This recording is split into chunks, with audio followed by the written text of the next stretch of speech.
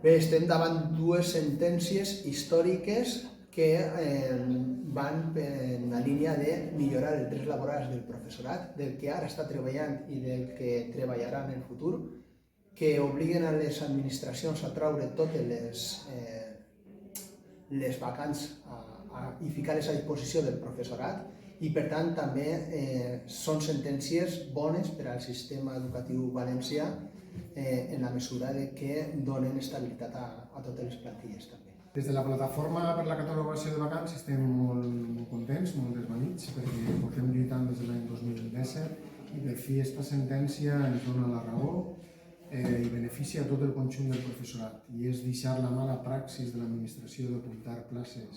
al professorat funcionari de carrera i obligar-la a que complisca la llei i que tingui que ofertar totes les places vacants, catalogar-les i treure-les als concursos generals de trasllats. Per això es tan important aquestes dues sentencias.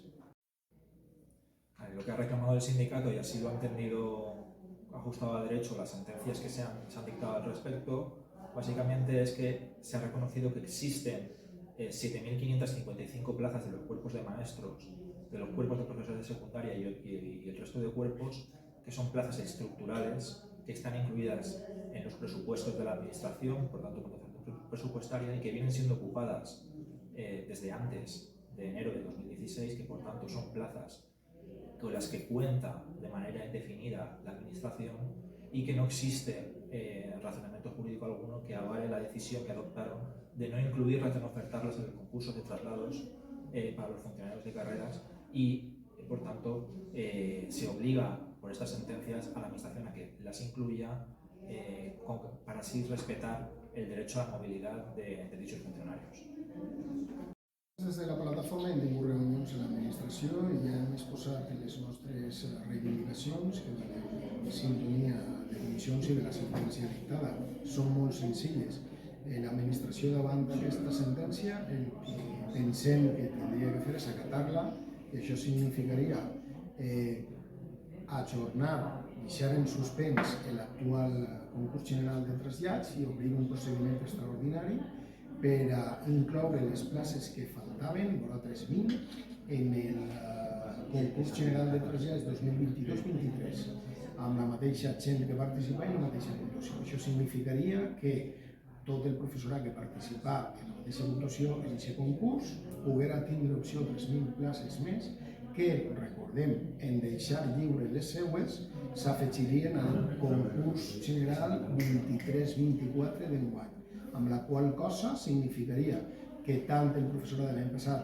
hi serà beneficiat, que participa en un concurs, i el nou professorat també, perquè s'incrementarà en els dos concursos com a mínim 3.000 places més. Nosaltres, com a sindicat, vàrem fer els números fa pocs dies per a la mesa sectorial en la que negociarem la convocatòria d'oposicions de mestres,